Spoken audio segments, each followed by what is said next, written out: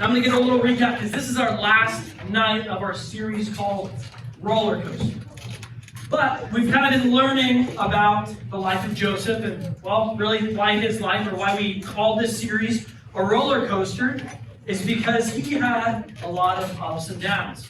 What also has a lot of ups and downs? A roller coaster. Not really. Maybe driving in the mountains. I guess technically, but I mean, on a bumpy car, you're not like, you don't. Roller coaster. All right, roller coaster. But here's what happens. Give you the rundown, kind of summarize a little bit of where we're at in the story of Joseph. But basically, the story of Joseph starts out. Joseph is his father's favorite. He's the baby of the family. Wow, he's a baby. He's got like this cool little coat. Boom. His brothers decide, hey, I hate you, Joseph. We are going to kill you. And then one of his brothers is like, no, wait, let's just sell him as a slave. And so his brothers sell him into slavery. He ends up going to Egypt. Now, while in Egypt, it's like, okay, high point, dad's favorite, cool, awesome, gets a cool coat. Low point, he's now a slave. He has to work for other people. Then he ends up rising through the ranks, and he becomes the head of basically the household. He helps manage the household of Potiphar, a general in Egypt. So now he's like back up at the top. Now he's in leadership because he's got a lot of responsibility. And Potiphar, the general, trusts Joseph immensely. Just gives him like, hey, I trust you completely. You take care of all this stuff. Now while Joseph's in that position, Potiphar's wife has a little crush on Joseph. Wow. Yeah. Now, Potiphar's wife's like, hey, this is more than a crush. And Potiphar's wife tries to sleep with Joseph, but she doesn't want to do a lot of sleeping. And then she kind of sets a trap for Joseph. Joseph runs away, and that's why Joseph went to jail. Yes. Joseph says, no, thank you, and literally runs out. And yeah, naked. But that's the story. Like, that's what we read in Scripture. He runs away. He keeps his integrity. He does not do anything, but Potiphar's wife wrongly accuses him, and he gets put in jail. And this is kind of where Joseph spends several years. So Joseph, father's favorite, sold as a slave, head of the household, now in jail for something he did not do. Sounds not great. Sounds not great. But then, while in jail, he meets a baker and he meets a cupbearer. And I'm the baker. Yes, my last name is Baker. But the baker in this story actually is Joseph's like, hey, I interpreted your dream. You're going to die, and then you're also going to be impaled on a pole. You're going to die? Being sad. Eventually, one day I will die. Sad. I hope I don't die by being impaled on a spear or something.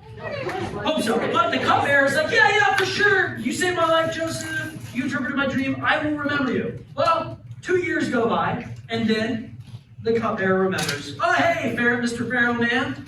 This one guy in jail, he interpreted my dream. So then Joseph's remembered. So he goes from being in jail, gets cleaned up, and then interprets the Pharaoh's dream. And it's like, hey, there's going to be 7 really great years where we have lots of food, followed by 7 not so good years where we don't have a lot of food, so we have to prepare. And so the Pharaoh then puts Joseph in charge of really everything. Joseph's like kind of the number 2 in command. He's basically in charge of whatever he wants other than the Pharaoh. And he's really put in charge of the food. And so Joseph had kind of spent this time, as soon as he interpreted the Pharaoh's dream, he spends his time after that preparing Egypt for the season that is to come. He spends those 7 years where they have more food than they could really eat. He saves it. Why? Because God also revealed to Pharaoh that there would be 7 years where they would need extra food. So Joseph's in charge. He saves up, and Egypt has grain. They have food, even throughout that period where everyone else around him who didn't go to prepare does not have food anymore. So the last time we talked, pretty much I left off with what happens when people don't have food. What are you going to do? Like, there's no food at home, what are you going to do? You're going to go look for food. You're not going to die. You're going to be like, oh, I'll just leave my house and go find some food anywhere else. That's what these people do. That's what they do. Yeah, because you don't have 2 legs. Or are you Lieutenant Dan, right? But Lieutenant Dan, Forrest Gump, he can't walk. Lieutenant Dan. But, yeah, I also love Lieutenant Dan. But basically, we remember that Joseph's family still lives outside of Egypt. They didn't know to prepare. They didn't save up food. And so they go looking for food. And where do they find themselves? Egypt. They find themselves in Egypt. I'm so smart. Good job. Wow. Wow. But what happens is we kind of hit this block of story, like this block of the story where Joseph recognizes that these are his brothers. And then he talks to them and he's like, hey, I'll give you grain. He ends up putting all their money back in with the food that he gives them. And then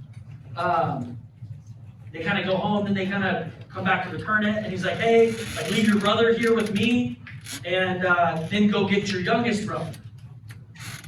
But plot twist, they don't know, the brothers, they don't know that this is Joseph. So when Joseph says, hey, go home and get your youngest brother, they can't bring their youngest brother to him. Why? Because Joseph is the younger brother. So basically he holds kind of one of his brothers hostage. Puts them in jail. No, he puts them in jail and says, hey, go get the youngest brother. So then now all the brothers come and they all go see Joseph. And that's kind of where we're going to pick up the story. Because basically Joseph knows that this is his family. Joseph knows these are the men who put him in jail. Or not in jail, but these are the men who put him and sold him into slavery. They were going to kill him. And so that's kind of where Joseph's at, is he's now the one that's in power. And his brothers are looking for food. And Joseph is in power over them. And we're going to see what Joseph does throughout the story. So we're going to pick up the story, Genesis 45, verses like 1 through 11. We're going to read a lot tonight. Okay? So it says, then Joseph could no longer control himself, because he's there with his brothers. He's now sent his brothers back home, and they come back, and they have all the brothers there now. And so this is Joseph knowing, his brothers not knowing, and his brothers kind of think Joseph's, like, they don't know it's Joseph yet, but they think this man's going to kill them, because he kind of holds their fate in his hands. He's so powerful, and he invites them over to the house. He thinks they think that they're going to be killed by Joseph. It says, then Joseph could no longer control himself before all his attendants, and he cried out, have everyone leave my presence. So there was no one with Joseph when he made himself known to his brothers. And he wept so loudly that the Egyptians heard him, and Pharaoh's household heard about it. Joseph said to his brothers, I am Joseph. Is my father still living? Is my father still alive? But his brothers were not able to answer him because they were terrified at his presence. Why would they be terrified? Yeah, he could just be like, hey, I'm going to kill you guys for selling me into slavery. You're like, ha, I win. That's not what he does. Next slide, please. Then it says, then Joseph said to his brothers, come close to me. When they had done so, he said, I am your brother Joseph, the one you sold into Egypt. And now do not be distressed, and do not be angry with yourselves for selling me here, because it was to save the lives that God sent me ahead of you. For 2 years now there has been a famine in the land, and for the next 5 years there will be no plowing and no reaping. But God sent me ahead of you to preserve for you a remnant on earth to save your lives by a great deliverance. Do we have one more in this section? Okay. So then it was not you who sent me here, but God. He made me father. He made me father to Pharaoh, lord of his entire household and ruler of all Egypt. Now hurry back to my father and say to him, this is what your son Joseph says. God has made me the Lord of all Egypt. Come down to me, do not delay. You shall live in the region of Goshen and be near me. You, your children, your grandchildren, and your flocks and herds, and all you have, I will provide for you there. Because 5 years of famine are still to come. Otherwise, you and your household and all who belong to you will become destitute. So, right, kind of what happened, it's a lot that happens. He says, hey, like, I'm your brother, I'm alive, haha. I'm also, like, now super in charge of you. Like, now I kind of hold your fate in my hands. But listen, he said that it wasn't them who sent them there. Really, God used that situation of his brothers selling him into slavery. Joseph kind of looked at that and was like, hey, this was God preparing a place to save his family. He kind of sees the bigger picture.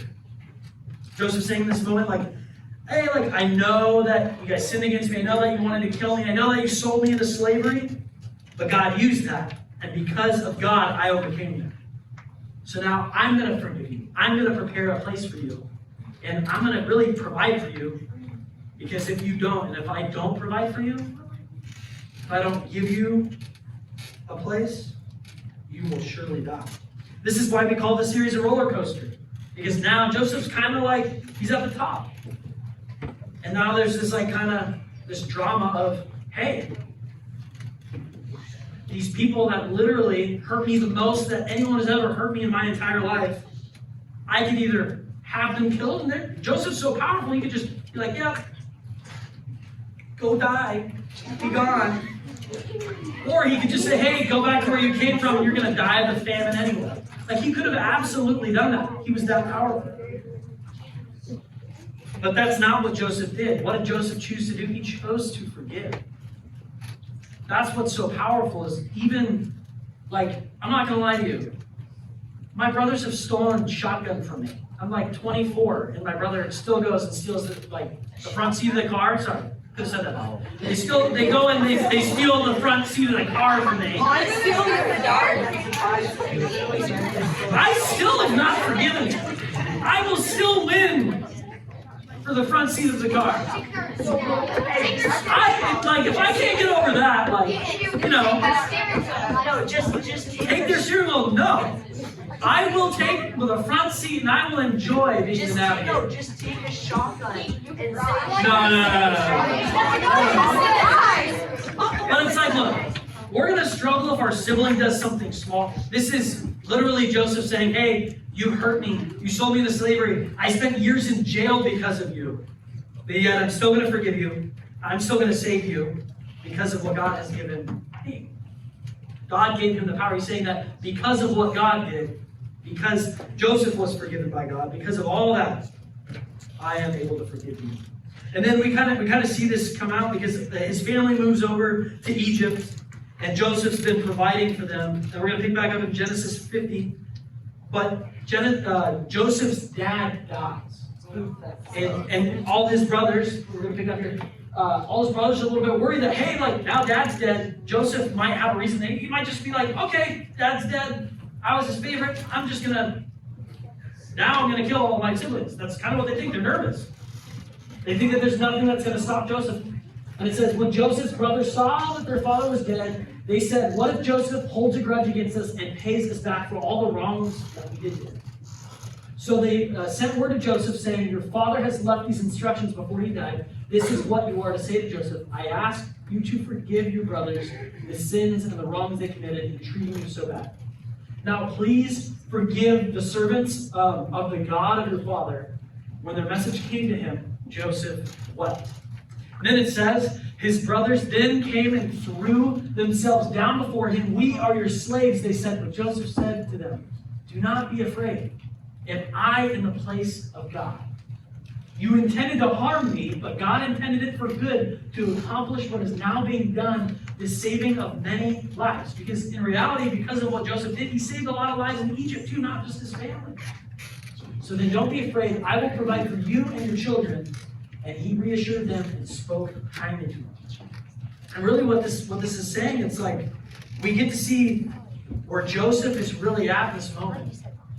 Where his father dies, and there's this spot where it's like his brothers really acknowledge, like, we are in, like, everything that we did to him, like, they're remorseful. But Joseph says, am I in the place of God? Joseph realizes that even though he's like one of the most powerful people in the world at that time, one of the most powerful humans in the world, that he is still not the one in charge. That he is not the one that needs to forgive him. And those words are powerful. It showed that he really, truly practiced what he preached. He was showing God's character. We're showing God's love and how we're supposed to show it. Ephesians 4:30 through 32 say, "And do not grieve the Holy Spirit of God, with whom you were sealed for the day of redemption. Get rid of all bitterness, rage, and anger, brawling and slander, along with every form of malice. Be kind and compassionate to one another, forgiving each other, just as Christ God." So it's like, hey, basically what this verse is saying, hey, you need to forgive people because Jesus forgave you. That's really the core of this. And that's what Joseph understood. Joseph understood that he was forgiven by God. And if God could forgive him, well then why shouldn't he forgive his family? He should forgive his family because he was forgiven by God. And he's recognizing, hey, God is in charge. And in that same way, we've been forgiven by God. And yes, people have hurt us, but we can look at the life of Joseph and everything that he went through. And everything that hurt Joseph, everything that went on in Joseph's life, he used for the glory of God. He turned his biggest hurts into something that God could use. And not only he didn't even stop there, he even gave God the credit for that. He didn't say, I forgive you.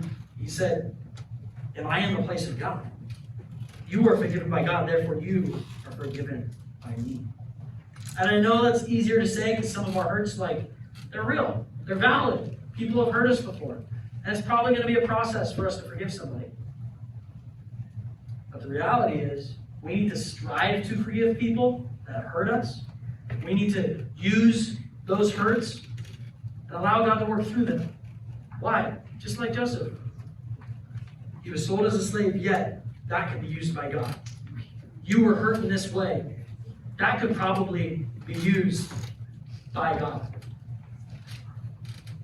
But what I want you to take away from this message is we must also learn to forgive because we were forgiven. We were first forgiven. So we have to choose to forgive first. Choose that. We must also learn to forgive because we were first forgiven. Let's pray, and then we're going to go into a time of small groups and we'll talk a little bit more about this. God, I pray over everybody in this room that I know that there's a lot of things that go on that are very, very real to us. And there's a lot of things that go on that they really cut us to the core. But they hurt us. But God, I pray that we use those things that have cut us to the core. I pray that we choose not to dwell on those things, but we choose to make that first step in forgiving that person and using that hurt, using those feelings, using that change in our life to reflect more about who you are. To let that hurt drive us more to you so that we can show the people around us who you are. It's in your name I pray. Amen. If you do not know where your small group meets, or small group